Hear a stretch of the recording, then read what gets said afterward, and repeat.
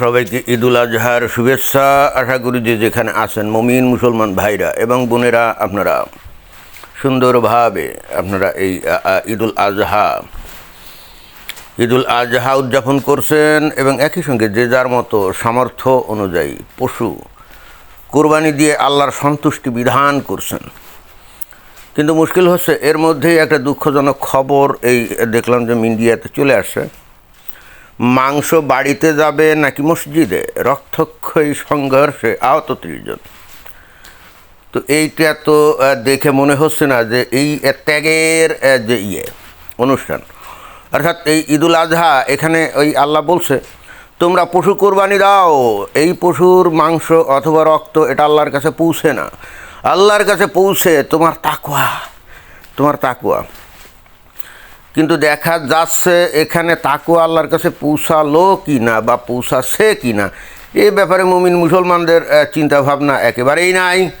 তারা বস্তুত যেহেতু মাংস আর রক্ত, বিশেষ করে মাংস আল্লাহর কাছে পৌঁছচ্ছে না, এটা তো মুমিনের কাছেই রয়ে যাচ্ছে, তাহলে এইটা কিভাবে মজা করে ভোগ করা যাবে, বস্তুত সেটা নিয়েই এই সংঘর্ষ। কারণ বাড়িতে গেলে মজাটা বেশি হবে, মসজিদে রাখলে তো এখানে তাহলে মসজিদ কর্তৃপক্ষ যেটুকু দিবে ওর বেশি তো পাওয়া যাবে না, তাই না? অতএব সংঘর্ষ অনিবার্য। তো খবরটা আমরা একটু শুনি। ফরিদপুরে কোরবানির মাংস বাড়িতে না মসজিদে রাখা হবে এ নিয়ে দুপক্ষের মধ্যে সংঘর্ষ হয়েছে, আহত হয়েছে অন্তত 30 জন। এইসব মিডিয়ারাও মুমিন মুসলমান এবং ইসলামের বিরুদ্ধে ষড়যন্ত্রে লিপ্ত। দেখছেন যে এই ধরনের একটা খবর, এটা কি তাদের প্রচার করা উচিত ছিল? এই ধরনের একটা খবর প্রচার করাতে এই যে এখন লোকজন হাসাহাসি করবে, বিশেষ করে অমুসলিমরা, তাই না? তো এইটা তাহলে কি গোপন করে যাওয়া উচিত ছিল না? না, এরা কিন্তু সাড়ম্বরে সেই খবর প্রচার করছে। চিন্তা করে দেখেন কত বড় খারাপ এরা। তো যাই হোক, ঘটনা কোথায়? সকাল উপজেলার আলগি ইউনিয়নের পূর্ব আড়ুয়াখান্দি গ্রামে এ ঘটনা ঘটে। স্থানীয়রা জানায় কোরবানির মাংস মসজিদে রাখা হবে না বাড়িতে নেওয়া হবে এ নিয়ে আবু বকর মুন্সি ও কামরুজ্জামান সম্রাটের সমর্থকদের মধ্যে বাকবিতণ্ডা শুরু হয়। পরে দুই পক্ষ সংঘর্ষে জড়ায়। এই যে খবর পড়লো দেখছেন, কি উপজেলা সকাল, এরকমই তো বললো না? সকাল উপজেলা বলে ফরিদপুরে কোনো উপজেলা আছে নাকি? হাল্লার পুঁতে উল্টাপাল্টা কথা, খবর কি বানিয়ে দিচ্ছে নাকি তাও তো বুঝছি না। উপজেলার নামটাও তো সঠিকভাবে বলতে হবে। এখন সকাল উপজেলা বলে কি আছে নাকি? ফরিদপুরে যারা আপনারা আছেন, যারা শোনেন, তারা একটু নিশ্চিত করবেন ঘটনাটা আসলে কোথায়। যাই হোক, এখানে যে দুই পক্ষ যে সংঘর্ষ করলো, বিষয়টা হচ্ছে এখানে এটা কিন্তু আসলে দেখিয়ে দেয় যে এই যে বলা হয় না যে এই ঈদুল আজহা মানে পশু কোরবানি দেওয়া হয়, এখন দেখবেন যে অনেক লোকজন ব্যাখ্যা দিবে এটা হলো নিজের ভিতরকার যে সমস্ত কুৎসিত অন্ধকারাচ্ছন্ন বিষয়গুলো আছে এগুলাকেই আসলে কোরবানি দেওয়ার জন্য এই অনুষ্ঠান। এবং কোরআনে কিন্তু বলাও আছে যে এই কোরবানির পশুর মাংস এটা তো আল্লাহর কাছে যাবে না, কিন্তু আল্লাহর কাছে ওই আরজিটা যাবে। এই যে মুমিন মুসলমানরা এই যে আল্লাহর নাম নিয়ে কোরবানি করলো এবং আরজিটা যাবে, কিন্তু বেসিক্যালি জিনিসটা যে আসলে একটা প্রদর্শনী মতো হয়ে গেছে। আসলে যে মুমিন মুসলমানরা ওই রকম আরতি আল্লাহর কাছে জানায় কি না কে জানে, আর জানালেও তার মধ্যে আন্তরিকতাটা কতটুকু থাকে সেটা প্রশ্ন। বাট এই কোরবানির বিষয়টা এখন যে একটা স্রেফ প্রদর্শনী এবং কে কাছ চাইতে কত বড় গরু জবাই মানে করতে পারে, কোরবানি দিতে পারে, এর একটা প্রতিযোগিতা। ইন্টারেস্টিং ব্যাপার কি জানেন? ইন্টারেস্টিং ব্যাপার হলো এখানে এই যে গরু কোরবানি নিয়ে এই যে পশ্চিমবঙ্গে সেখানে নাকি 14 বছরের কম বয়সী গরু নাকি জবাই টবাই দিতে পারবে না, মানে কোরবানি দিতে পারবে না। এটা নিয়ে বাংলাদেশের লোকজন ব্যাপকভাবে করলো, প্রতিবাদ করলো। বাট ভারতের সেই মুসলমানরা কিন্তু বলছে গরু কোরবানির বিষয় তো কোরআন হাদিসে নাই, আর থাকার তো কথাও না, আসলে তো কথা না। কারণ আরবের মরুভূমিতেও তো ভাই গরু ছিল না, সেখানে ছিল উট, দুম্বা, ভেড়া, এগুলোই তো আল্লাহ নবী কোরবানি করতো, তা সাহাবীরা কোরবানি করতো, তাই না? তো এখন এই ভারতের পশ্চিমবঙ্গে সেখানে হিন্দুরা গরুকে সম্মান করে, তারা বলছে হ্যাঁ সম্মান করি, ইটস ওকে, কোনো সমস্যা নেই, কিন্তু তারপরও গরু কোরবানি দিতে গেলে কিছু নিয়মকানুন মানতে হবে। কিন্তু আমি একটা জিনিস বুঝলাম না, যখন আমি তো বারবার বলেছি বেদে কিন্তু আছে যে সেখানে গরু জবাই করে ওই ব্রাহ্মণরা বা সেই প্রাচীন রাজারা কিন্তু ওই যে ইন্দ্রের উদ্দেশ্যে যজ্ঞ দিত এবং ওই গরু গোস্ত তারা ব্রাহ্মণরা খেত এবং বীর পুরুষ হতে গেলে গরুর গোস্ত খেতে হবে জন্য বিষয় আসা ছিল।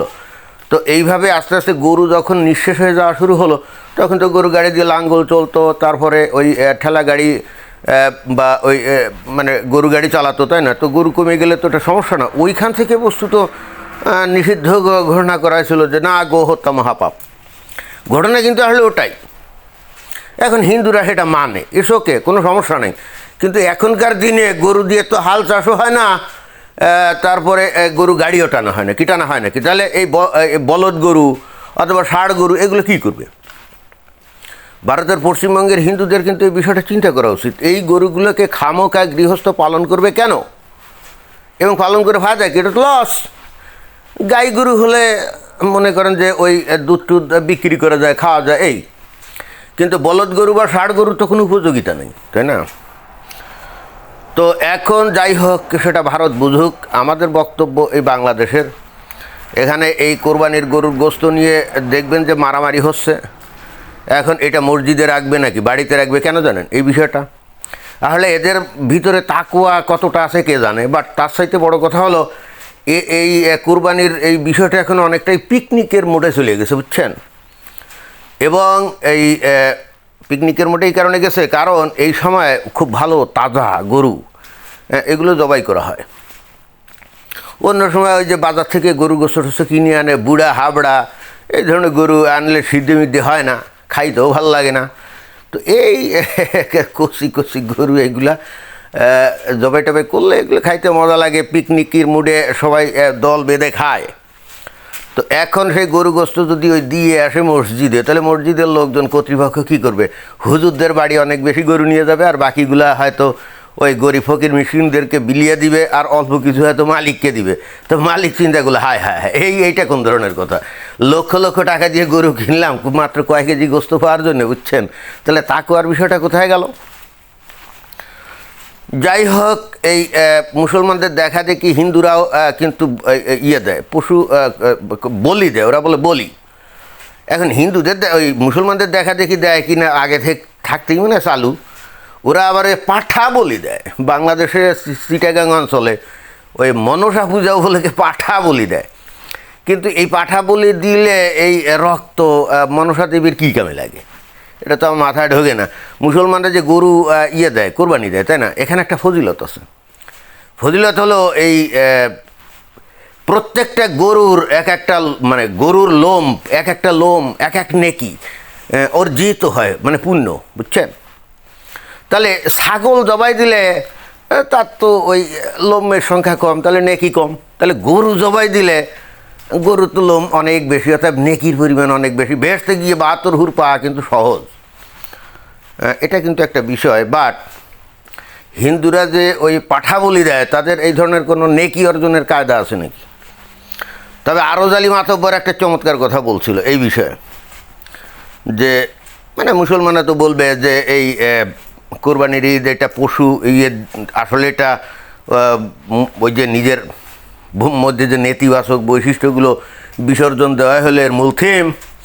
আরজ আলী মাতব্বর বলছিল কি, বাজার থেকে কালকে একটা গরু কিনে এনে যে আজকে এই কোরবানি দেওয়া হলো, এতে করে তার নিজের ভিতরের নেতিবাচক বৈশিষ্ট্য কোথায় গেল? আর সে উৎসর্গই বা কী করলো? আসলে উৎসর্গ যদি করে থাকে, ওই পশুটা করছে তার জীবন দিয়ে, তাই না?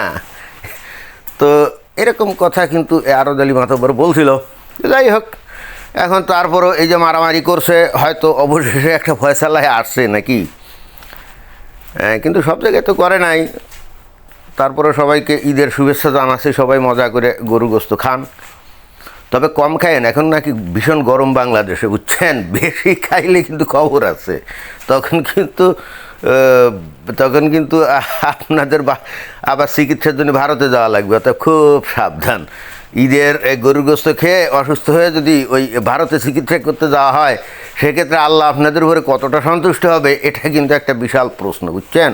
ধন্যবাদ।